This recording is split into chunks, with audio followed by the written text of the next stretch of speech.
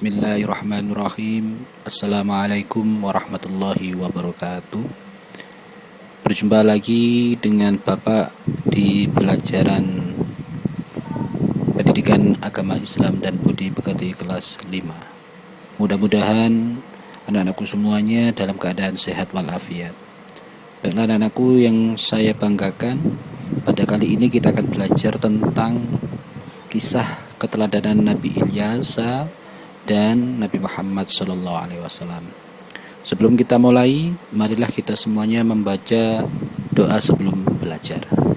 Bismillahirrahmanirrahim.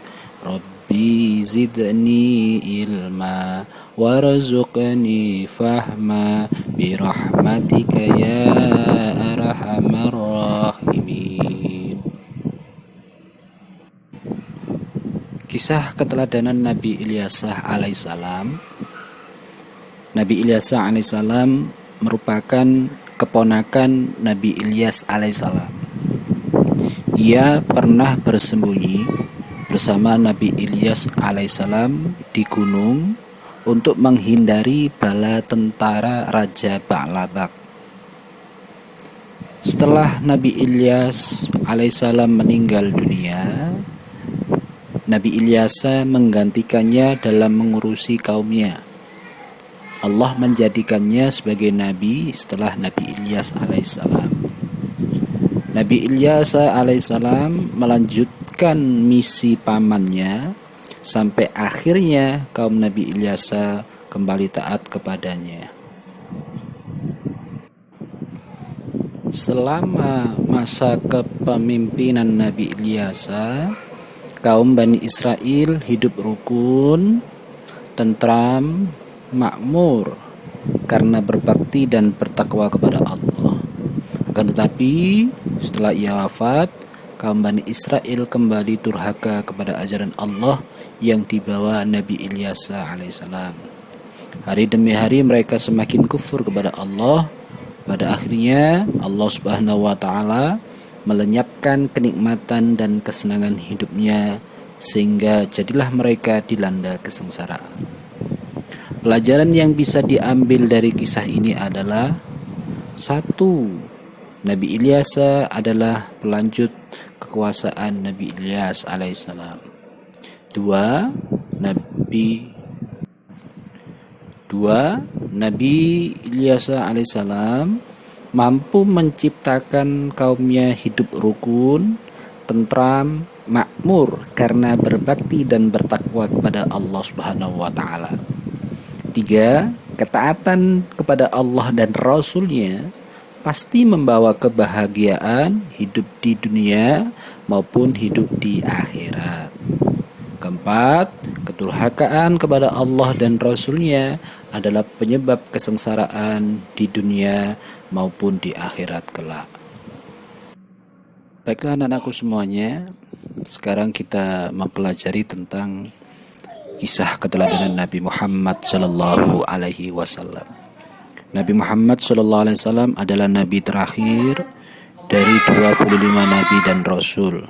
Tidak ada nabi lagi setelah Nabi Muhammad Sallallahu Alaihi Wasallam.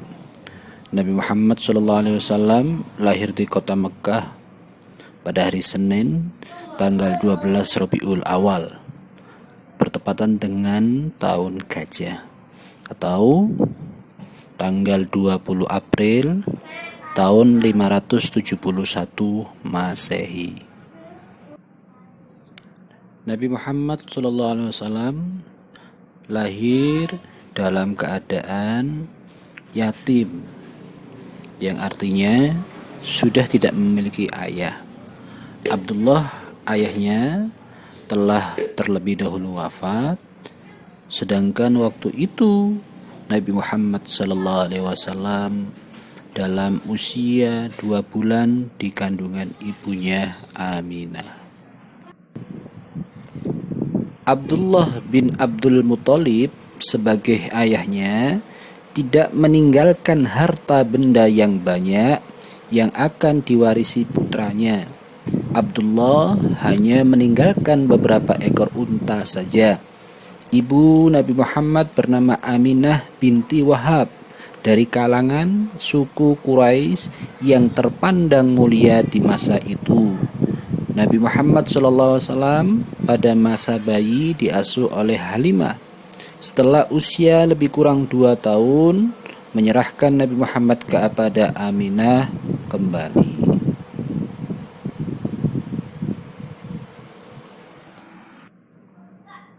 Pada masa kanak-kanak, Nabi Muhammad kecil selalu diajak pamannya Abu Thalib mengembala kambing.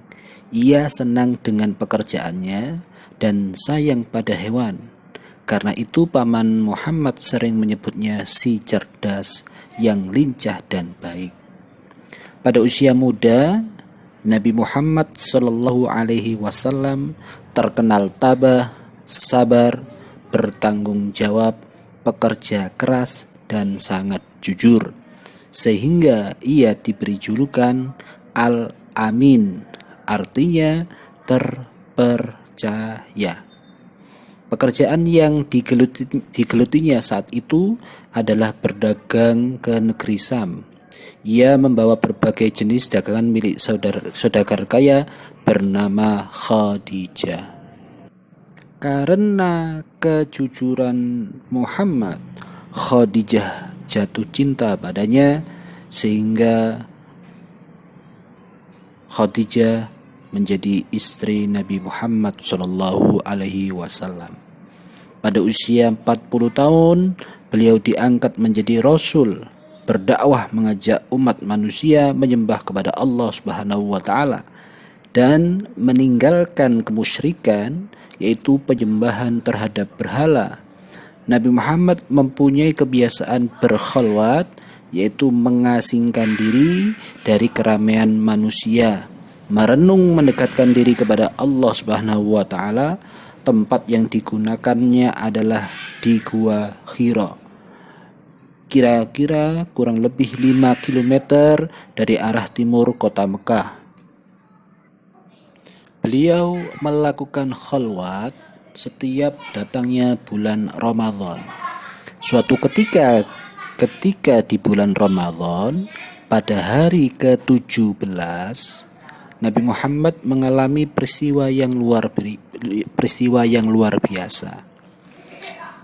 Peristiwa itu beliau ceritakan, di saat aku sedang tidur, datanglah malaikat Jibril menghampiriku seraya berkata, bacalah. Aku menjawab, aku tidak bisa membaca. Lalu malaikat itu memelukku dengan erat. Kemudian aku merasa seperti kematian menghampiriku. Lalu ia melepaskanku sambil berkata, bacalah.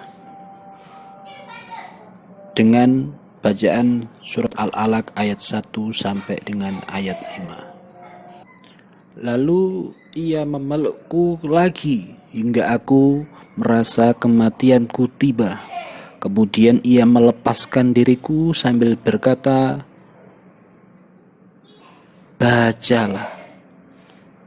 Atau Iqra bismi rabbikal ladzi khalaq, khalaqal insana min 'alaq, Iqra wa rabbukal akram, alladzi 'allama bil qalam, 'allamal insana ma lam ya'lam. Lalu aku mengucapkan kata-kata yang dituntun malaikat Jibril itu sehingga aku hafal seolah-olah tertulis di dalam hatiku.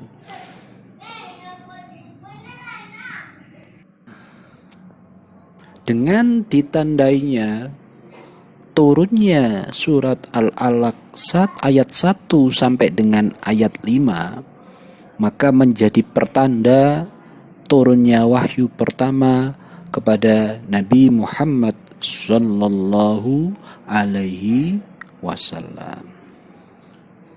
Dalam menyiarkan agama Islam, Nabi Muhammad tidak pernah takut sama sekali. Dakwanya sering dihadang, bahkan diancam akan dibunuh. Salah satu orang yang paling membencinya adalah Abu Jahal. Suatu ketika Nabi Muhammad sedang beribadah, Lantas Abu Jahal dan komplotannya datang, sengaja mengotorinya dengan najis. Namun Nabi Muhammad hanya berdoa, "Ya Tuhanku, ya Tuhanku, kepada Engkaulah aku menyerahkan kaum Quraisy." Doa ini dibaca berulang-ulang oleh Nabi Muhammad. Selain terkenal jujur dan pemaaf, beliau juga dikenal sebagai mencintai anak yatim.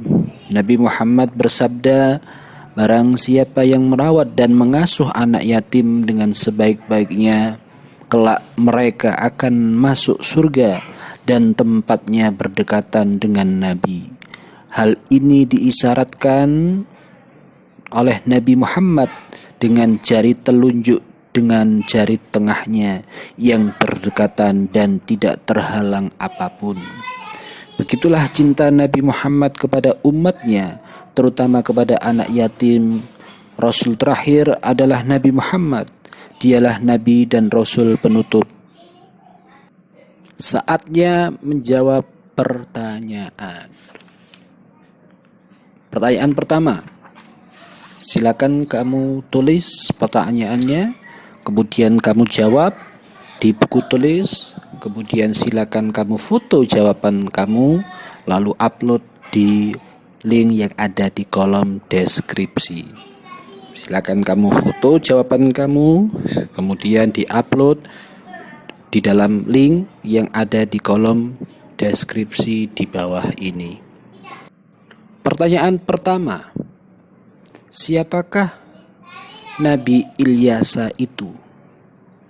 Siapakah Nabi Ilyasa itu? Pertanyaan kedua, siapakah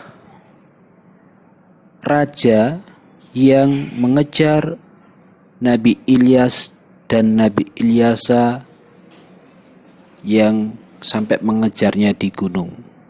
Siapakah nama raja yang mengejar Nabi Ilyas dan Nabi Ilyasa sampai ke gunung? Pertanyaan ketiga. Pertanyaan ketiga adalah siapakah Nabi Muhammad sallallahu alaihi wasallam itu? Siapakah Nabi Muhammad sallallahu alaihi wasallam itu? Pertanyaan keempat. Pertanyaan keempat. Tuliskan bunyi ayat Al-Quran yang diturunkan pertama kali kepada Nabi Muhammad sallallahu alaihi wasallam. Tuliskan ayat Al-Quran yang diturunkan oleh Allah kepada Nabi Muhammad SAW untuk pertama kalinya. Selamat mengerjakan. Silakan dijawab pertanyaan yang telah Bapak berikan.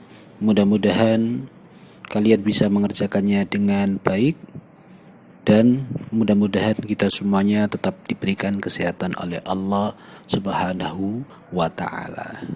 Demikian yang bisa saya sampaikan. Kurang lebihnya kalau ada salah-salah kata atau salah perkataan atau perbuatan, Bapak mohon maaf yang sebesar-besarnya. Terima kasih atas perhatiannya. Wassalamualaikum warahmatullahi wabarakatuh.